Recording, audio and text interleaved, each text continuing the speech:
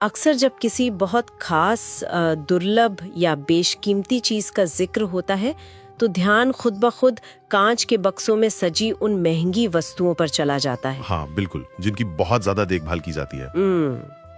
लेकिन अगर कल्पना की जाए कि पहाड़ों और जंगलों के बीच कोई ऐसी वनस्पति चुपचाप उग रही है जिसे ना तो कोई अलग से खाद देता है ना पानी, और फिर भी वो अपने आप में एक पूरा का पूरा अस्पताल है।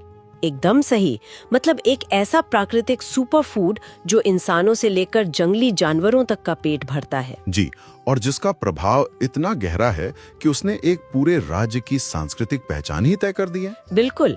तो आज की हमारी इस गहन चर्चा का मुख्य विषय ठीक ऐसा ही एक वनस्पति विज्ञान का अजूबा है। और इस विषय पर हमारे पास बहुत ही बेहतरीन स्रोत हैं। हाँ, आज हम मुख्य रूप से शंभू नौटियाल द्वारा लिखे गए kumauni.in पर लिखे गए एक बेहद विस्तृत और शोधपरक लेख का विश्लेषण कर रहे हैं, जो कि बहुत ही दिलचस्प लेख है ना? ये लेख मध्य हिमालय क्षेत्र में पाए जाने वाले एक साधारण से जंगली फल के बारे में है, जिसे स्थानीय भाषा में बेडू या फेडू कहा जाता है। जी, और अंग्रेजी में इसे हिमालयन फिग के नाम से जाना जाता है। प्रकृति की सबसे बड़ी खासियत यही है कि वो अपने सबसे असाधारण और चमत्कारिक रहस्य अक्सर सबसे साधारण दिखने वाली चीजों में छिपा कर रखती है। बिल्कुल सही बात है। जो चीजें हमारे आसपास इतनी आसानी से उपलब्ध होती हैं, उन्हें अक्सर सिर्फ एक जंगली झाड़ी या पेड़ मानकर नजरअंदाज कर दिया जाता है। हाँ, लोग सोचते हैं कि ये तो बस ऐसे ही उगाया है। बिल्कुल,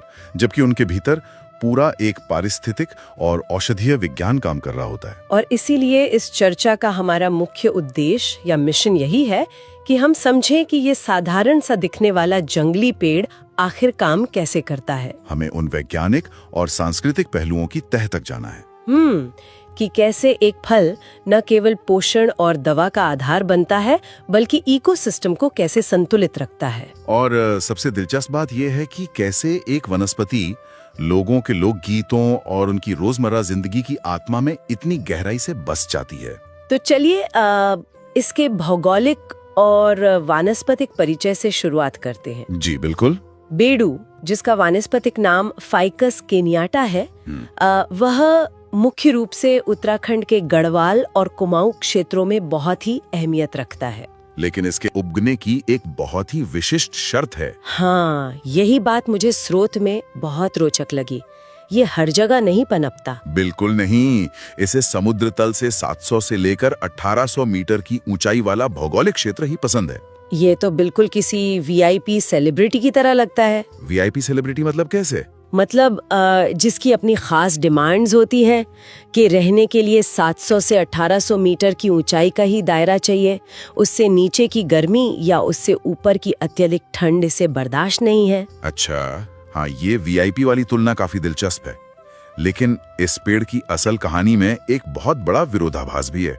वो क्या? ऊंचाई को लेकर इसके नखरे जरूर हो सकते हैं, लेकिन मिट्टी और देखभाल को लेकर ये बिल्कुल भी वीआईपी नहीं है। अच्छा, मतलब इसे खास तरह की मिट्टी नहीं चाहिए होती? बिल्कुल नहीं, ये उन बंजर भूमियों, पथरीले रास्तों और खेतों की मेड़ों पर आसानी से उगाता है, जहां अन्य पौधों का जीवित रहना भी मुश्किल होता है। अरे वाह! और अगर इसके भौगोलिक फैलाव को देखा जाए तो ये सिर्फ हिमालय तक सीमित नहीं है।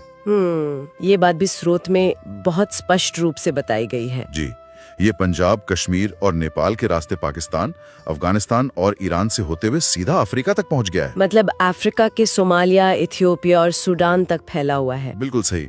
तो इसका मतलब ये हुआ कि ये सिर्फ पहाड़ों का कोई स्थानीय पौधा नहीं है। ये तो एक ग्लोबल ट्रैवलर है। हाँ, एक ऐसा ग्लोबल ट्रैवलर जो हिमालय की घाटियों से लेकर अफ्रीकी महाद्वीप तक का सफर तय कर चुका है। और स्रोत की जानकारी के मुताबिक पूरे विश्व में इस बेडू या फाइकस प्रजाति की लगभग 800 अलग अलग किस्में पाई जाती हैं। जी हाँ, 800 किस्में। और पारिस्थितिकी तंत्र या इकोसिस्टम में इसकी भूमिका इसे और भी ज्यादा खास बनाती है। वो कैसे, जरा इसे समझाइए। देखिए, जब मौसम इसके अनुकूल होता है तो एक पूर्ण विकसित बेडू का पेड़ लगभग 25 किलोग्राम तक फल दे सकता है। 25 किलो? जी हाँ। एक ही पेड़ से? जी हाँ। अब जरा इस 25 किलो फल के गणित को समझे।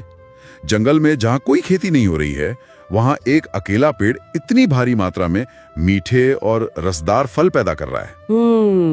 और जाहिर सी बात है कि ये 25 किलो फल सिर्फ इंसानों की भूख तो नहीं मिटा रहा होगा। बिल्कुल नहीं। और यही इसका सबसे अहम पहलू है। अच्छा। ये पेड़ जंगलों में पक्षियों, बंदरों और अन्य छोटे बड़े जंगली जानवरों के लिए एक बहुत बड़ा फूड बैंक का काम करता है। एक प्राकृतिक फूड बैंक। हाँ, किसी भी इकोसिस्टम में कुछ कीस्टोन प्रजातियां होती हैं जिन पर पूरा का पूरा जंगल निर्भर करता है। मतलब जब जंगल में भोजन की कमी होती होगी तब यही काम आता होगा। एकदम सही, खासकर तब जब बाकी पेड़ों पर फल नहीं होते। इसके फल वन्य जीवों को जीवित रखने का एक बहुत बड़ा सहारा बनते हैं। तो ये तो हुई इसके बाहरी रूप और पर्यावरण में इसके योगदान की बात। जी। लेकिन मुझे लगता है कि इसका असली रहस्य तो इस पेड़ के भीतर बहने वाले रसों में छुपा है। बिल्कुल, इसीलिए तो इसे पहाड़ों का प्राकृतिक दवाखाना कहा जाता है। हाँ, स्रोत में बताया गया है कि बेडू का संपूर्ण पौधा, चाहे वो इसकी छाल हो, जड़ हो, पत्तियां हो या फल हो, और इससे निकलने वाला वो सफेद दूध भी, जी, जिसे स्थानीय लोग चॉप कहते हैं, ये सब कुछ औषधीय गुणों से भरा हुआ है। अगर हम इसे पादप विज्ञान या बॉटनी के नजरिए से देखें तो ये कोई हैरानी की बात नहीं है। ऐसा क्यों? क्योंकि ये असल में अंजीर परिवार का ही हिस्सा है। इसके फलों में विटामिन ए और विटामिन सी प्रचुर मात्रा में मौजूद होता है। विटामिन ए और सी तो इम्यूनिटी के लिए बहुत अच्छे होते हैं। हाँ, लेकिन इसका सबसे बड़ा चिकित्सकीय गुण इसके पाचन तंत्र को ठीक करने की क्षमता में है। पाचन तंत्र को? अच्छा। जी, इसमें प्राकृतिक शर्करा और श्लेष्मा यानी म्यूसिलेज बहुत अधिक मात्रा में होता है। मैं यहाँ थोड़ा रुकना चाहूंगी। ये जो श्लेष्मा या म्यूसिलेज है, ये वास्तव में पेट के अंदर जाकर काम कैसे करता है? बहुत अच्छा सवाल है। क्योंकि लेख में कब्ज और गैस जैसी बीमारियों में इसे बहुत कारगर माना गया है। तो इसके पीछे का विज्ञान क्या है? इसे ऐसे समझा जा सकता है कि म्यूसिलेज एक तरह का प्राकृतिक गाढ़ा और जेल जैसा पदार्थ होता है। जैसे एलोवेरा में होता है वैसा कुछ? हाँ, लगभग वैसा ही, जो पानी के संपर्क में आने पर फूल जाता है। जब कोई बेणु के फल खाता है तो ये म्यूसिलेज पेट और आंतों की अंदरूनी परत पर एक सुरक्षात्मक चिकनी लेयर बना देता है। अच्छा, तो ये अंदर से कोटिंग कर देता है। बिल्कुल, जिसे म्यूकोसल लाइनिंग कहते हैं। इससे न सिर्फ आंतों की सूजन कम होती है, बल्कि ये मल को नरम करके उसे आगे धकेलने में एक प्राकृतिक लुब्रिकेंट का काम भी करता है। अरे वाह! और यही कारण है कि ये कब्ज और गैस की समस्या को जड़ से खत्म करने में इतना प्रभावी है। ये तो पाचन की बात हो गई, जो काफी तार्किक लगती है। लेकिन स्रोत में ये भी बताया गया है कि तंत्र का तंत्र यानी नर्वस सिस्टम और जिगर की बीमारियों में भी इसका उपयोग होता है। जी, लिवर की बीमारियों में भी।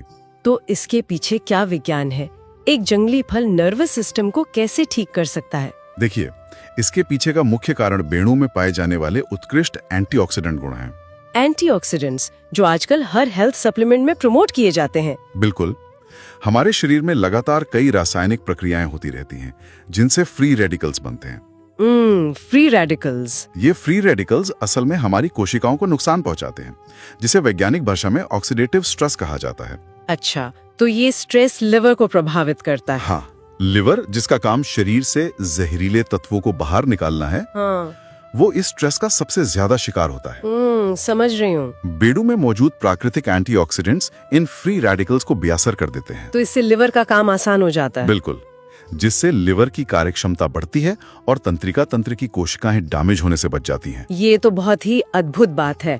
मतलब आधुनिक चिकित्सा विज्ञान आज जिन एंटीऑक्सीडेंट्स को कैप्सूल्स और सप्लीमेंट्स के रूप में महंगे दामों पर बेच रहा है, जी, वो पहाड़ों के लोगों को इस जंगली फल से पीढ़ियों से सीधे और मुफ्त में मिल रहा है। सच में प्रकृति का अपना ही एक विज्ञान है। जी। और शरीर के अंदरूनी फायदों को तो विज्ञान आसानी से समझा देता है। जी बिल्कुल। लेकिन स्थानीय लोगों के बीच इसके चोप यानी सफेद दूध का जो उपयोग होता है, वो तो सच में किसी जादू जैसा लगता है। हाँ, वो कांटे निकालने वाला उपयोग। बिल्कुल, अगर किसी के हाथ या पैर में कांटा चुभ जाए तो स्रोत के अनुसार गांव के लोग बस उस जगह पर बेडू की पत्तियों से निकला सफेद चोप लगा देते हैं। जी। और कुछ ही देर में कांटा बाहर आ जाता है। वही तो। और वो चोप बिना किसी सुई या चीर फाड़ के कांटे को अपने आप बाहर निकाल देता है। ये प्रकृति के किसी मैजिक ट्वीजर या जादुई चिमटी की तरह कैसे काम कर सकता है? ये सुनने में जादू जरूर लगता है, लेकिन ये कोई जादू नहीं है। तो फिर क्या है? ये विशुद्ध जीव विज्ञान और रसायन विज्ञान का कमाल है। अच्छा, इसे जरा आसान भाषा में समझाइए।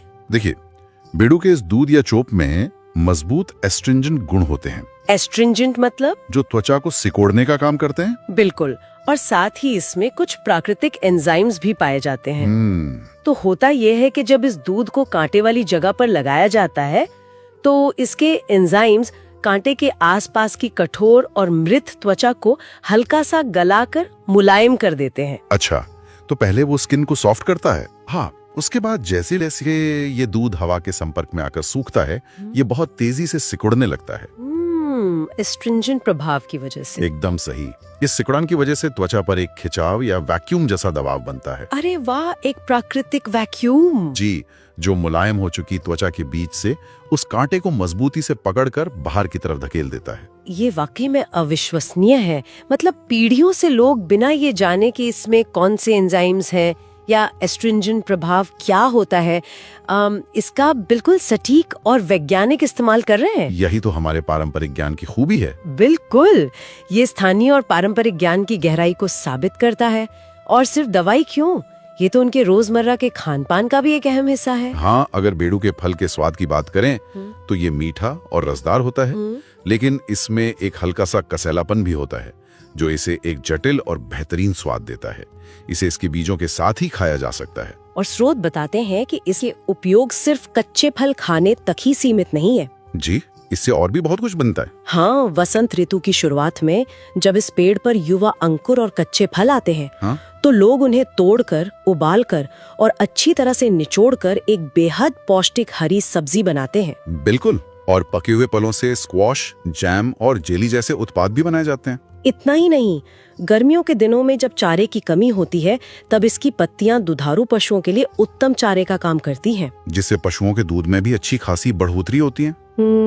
मुझे यहाँ एक बात बिल्कुल हजम नहीं हो रही है। अच्छा, वो क्या? मतलब मैं थोड़ा प्रैक्टिकल होकर सोच रही हूँ। अगर इस फल में इतने सारे विटामिन्स हैं, एंटीऑक्सीडेंट्स हैं, जी, पेट और लिवर के लिए ये इतना फायदेमंद है और इससे इतने शानदार जैम और जेली बन सकते हैं। बिल्कुल बन सकते हैं। ये सुपर फूड के रूप में क्यों नहीं बिक रहा है? ये एक बहुत ही लाजमी सवाल है ना? क्या ये एक बहुत बड़े व्यावसायिक और आर्थिक अवसर की अनदेखी नहीं है? अगर ये इतना ही गुणकारी है तो पूरी दुनिया ऐसे क्यों नहीं खा रही?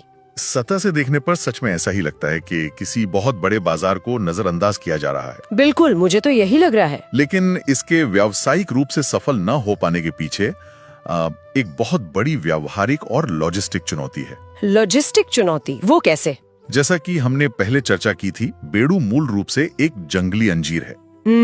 और अंजीर प्रजाति के फलों की सबसे बड़ी कमजोरी ये होती है कि वे पेड़ से टूटने के बाद बहुत तेजी से खराब होने लगते हैं। अच्छा, यानी उनकी शेल्फ लाइफ बहुत कम होती है। बिल्कुल। अब आप जरा 1800 मीटर की ऊंचाई वाले उन दुर्गम पहाड़ी इलाकों की कल्पना करें, जहां पक्की सड़कें भी आसानी से नहीं पहुंचती। सही कहा। वहां से इन बेहद नरम और जल्दी सड़ने वाले फलों को तोड़ना, उन्हें बिना कुचले पैक करना और फिर तापमान को नियंत्रित रखते हुए शहरों के सुपरमार्केट तक पहुंचाना, ये तो सच में बहुत मुश्किल काम लगता है। ये पूरा प्रोसेस अपने आप में एक दुस्वप्न या नाइटमेयर है। इसमें लगने वाली लागत इसके मुनाफे से कहीं ज्यादा हो जाएगी। तो इसका मतलब है कि भूगोल और प्रकृति ने ही इसके बाजारीकरण पर एक रोक लगा रखी है। बिल्कुल, और अगर आप ध्यान दें तो यही इसका सबसे खूबसूरत पहलू भी है। वो कैसे? क्योंकि इसका बाजारीकरण या एक्सपोर्ट नहीं हो सकता, इसीलिए यह पूरी तरह से एक समुदाय केंद्रित या कम्युनिटी सेंट्रिक संसाधन बना हुआ है। ये नजरिया तो मैंने सोचा ही नहीं था। सोचिए, अगर बड़ी बड़ी कंपनीज इसका पेटेंट करा लेती या इसे भारी दामों पर शहरों में बेचने लगती, तो क्या पहाड़ों के आम लोगों को ये वसंत की पहली सब्जी के रूप में मिल पाता? शायद नहीं, वो तो पहुंच से बाहर हो जाता। क्या वे इसे अपने पशुओं को चारे के रूप में खिला पाते? बिल्कुल नहीं। सही बात है। इसका सीमित दायरा ही इसके प्राकृतिक स्वरूप को बचाए हुए है। ये सिर्फ मुनाफे की कोई वस्तु नहीं है, बल्कि स्थानीय लोगों की रसोई, उनके खेतों और उनके पूरे जीवन चक्र का एक अटूट हिस्सा है। और शायद लोगों के दैनिक जीवन में इतनी गहराई तक रचे बसे होने के कारण ही बेडू सिर्फ एक पेड़ या वनस्पति न रहकर हम पूरे उत्तराखंड राज्य की सांस्कृतिक आत्मा और उनकी पहचान बन गया है। जी, और इस पेड़ की सबसे बड़ी खासियत ये है कि ये सदाबहार है। हाँ, इसके पत्ते हमेशा हरे रहते हैं और स्थानीय जलवायु के हिसाब से इसमें 12 महीने फल लगते रहते हैं।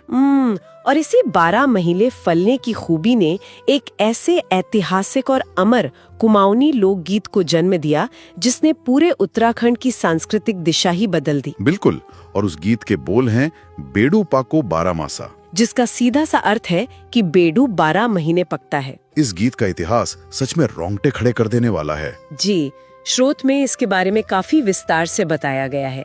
इसके रचयिता और लेखक बृजेंद्र लाल साह थे और इस अद्भुत गीत को संगीत से सजाया था मोहन उप्रीति और बृजमोहन साह जी ने। और बाद में जब महान लोक गायक गोपाल बाबू गोस्वामी जी ने इसे अपनी सुरीली आवाज दी, तो ये गीत पहाड़ों की सीमाओं को लांघकर देश और दुनिया भर में अमर हो गया। आज भी अगर कोई पहाड़ी अपनी जमीन से दूर किसी दूसरे शहर या देश में बैठा है तो अपनी जड़ों से जुड़ने के लिए वो सबसे पहले यही गीत सुनता है। ये तो किसी राज्य के अनाधिकारिक गान या एंथम जैसा बन चुका है। बिल्कुल, इस गीत में जो भावनाएं पिरोई गई हैं, वे सीधे पहाड़ों के मौसम, वहाँ के संघर्ष और वहाँ की प्राकृतिक सुंदरता से जुड़ी हैं।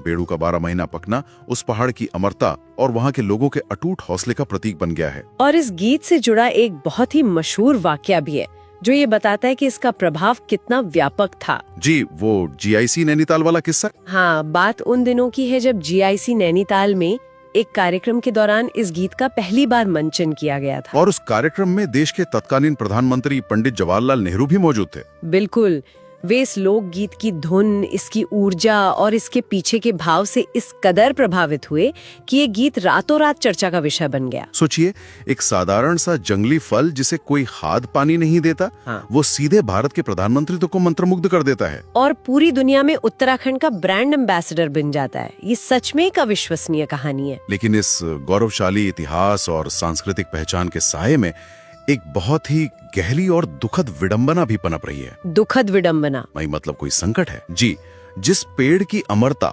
यानी उसके 12 महीने पकने पर इतने खूबसूरत गीत लिखे गए, आज वही पेड़ और वो पूरी वनस्पति एक बड़े संकट का सामना कर रही है। क्या आप पहाड़ों से होने वाले भारी पलायन या माइग्रेशन के संकट की बात कर रहे हैं? बिल्कुल।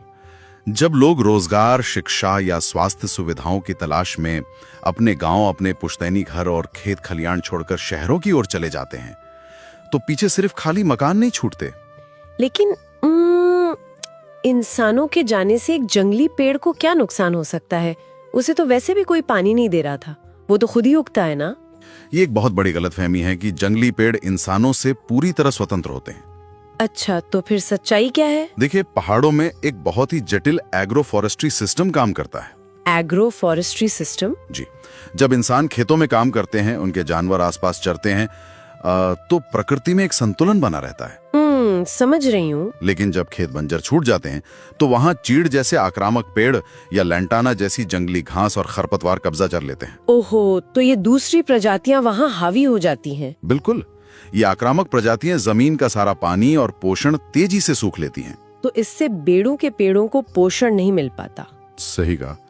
इस बदलते हुए माइक्रो इकोसिस्टम में बेड़ू जैसे स्थानीय और पारंपरिक पेड़ धीरे धीरे दम तोड़ने लगते हैं। ये तो बहुत ही चिंताजनक बात है। और बेड़ू के पेड़ों का कम होना सिर्फ एक वानस्पतिक नुकसान नहीं है, ये इस बात का संकेत है कि जब लोग अपने जमीन छोड़ते हैं, तो उस जमीन से जुड़ी पूरी की पूरी संस्कृति, उसके गीत और उसकी पहचान भी लुप्त होने लगती है। ये सचमुच एक बहुत ही विचारणीय और गंभीर पहलू है। एक ऐसा फल जिसने पीढ़ियों तक लोगों को पाला, आज वही अपने अस्तित्व के लिए संघर्ष कर रहा है। बिल्कुल। तो अगर हम इस पूरी गहन चर्चा को समेटे, तो एक बात बिल्कुल स्पष्ट होकर उभरती है। जी। बेड़ू केवल एक साधारण जंगली झाड़ी या फल नहीं है। यह पहाड़ों का वो प्राकृतिक डॉक्टर है जो त्वचा में चुभे कांटे से लेकर नर्वस सिस्टम की जटिल बीमारियों तक का इलाज अपने भीतर समेटे हुए हैं। एकदम सही। और ये इकोसिस्टम का वो अन्नदाता भी है जो जंगली जीवों का पेट भरता है और पशुओं के दूध की मात्रा बढ़ाता है। हाँ, और सबसे महत्वपूर्ण रूप से यह एक ऐसा सदाबहार सांस्कृतिक प्रतीक है जिसकी जड़ें हिमालयी जनजीवन में इतनी गहराई तक फैली हैं कि इसे अलग करके पहाड़ों की कल्पना भी नहीं की जा सकती। बिल्कुल सही कहा आपने। और इस चर्चा को विराम देने से पहले एक ऐसा विचार है जिस पर चिंतन करना बहुत जरूरी है। जी, वो क्या है? शुरुआत में इस बात का जिक्र हुआ था कि विश्व भर में फाइकस की लगभग 800 प्रजातियां पाई जाती हैं। यस। हाँ, हिमालय से लेकर अफ्रीका तक का उनका वो विशाल भौगोलिक फैलाव। जी। ये प्रजातियां ईरान के सूखे इलाकों से लेकर सूडान और इथियोपिया के रेगिस्तानों तक फैली हुई हैं। तो सोचने वाली बात यह है कि यदि सिर्फ एक विशिष्ट भौगोलिक क्षेत्र में पाई जाने वाली केवल एक प्रजाति यानी फाइकस केनेयाटा में इतनी अद्भुत और चमत्कारिक क्षमताएं मौजूद हैं, हाँ। चाहे वो कांटे को वैक्यूम बनाकर बाहर खींचना हो या लिवर के जहरीले तत्वों को खत्म करना हो। हाँ। बिल्कुल। तो फिर दुनिया के अलग अलग दुर्गम हिस्सों, अनजान जंगलों और रेगिस्तानों में पल रही उन बाकी 999 जंगली प्रजातियों में क्या कुछ छिपा हो सकता है? ये तो सच में सोचने वाली बात है। क्या ये संभव है कि उन प्रजातियों में आधुनिक विज्ञान के लिए कैंसर या किसी अन्य लाइलाज बीमारी के ऐसे रहस्य छिपे हों जिन्हें आज तक किसी ने खोजने की कोशिश ही नहीं की? ये सवाल वाकई में रोंगटे खड़े कर देने वाला है। क्या पता किसी अनजान अफ्रीकी जंगल या किसी सूखी बंजर जमीन पर उगने वाली फाइकस की कोई प्रजाति अपने भीतर एक पूरी नई मेडिकल क्रांति को छिपाए बैठी हो। बिल्कुल, ऐसा पूरी तरह से संभव है। ये हमें इस बात का एहसास कराता है कि प्रकृति का अपना जो असली अस्पताल है, या कहें कि उसकी जो असली फर्स्ट एड किट है, वो तो शायद अभी तक पूरी तरह से खोली ही नहीं गई है। जी, प्रकृति के पास हमारे हर सवाल का जवाब है, बस हमें उस तक पहुंचने और उसे समझने का नजरिया चाहिए। बिल्कुल सही बात है। इसी विचारोत्तेजक, रहस्य और असीमित संभावनाओं के साथ आज की इस गहन चर्चा को हम यहीं समाप्त करते हैं।